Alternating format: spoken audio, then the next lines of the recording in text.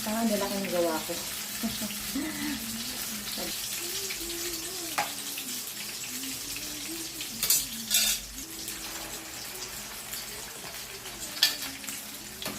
Cornstarch lang to, saka itlog.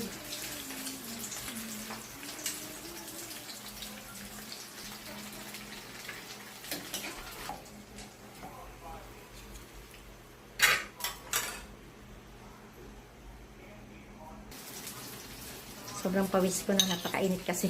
Tikman natin.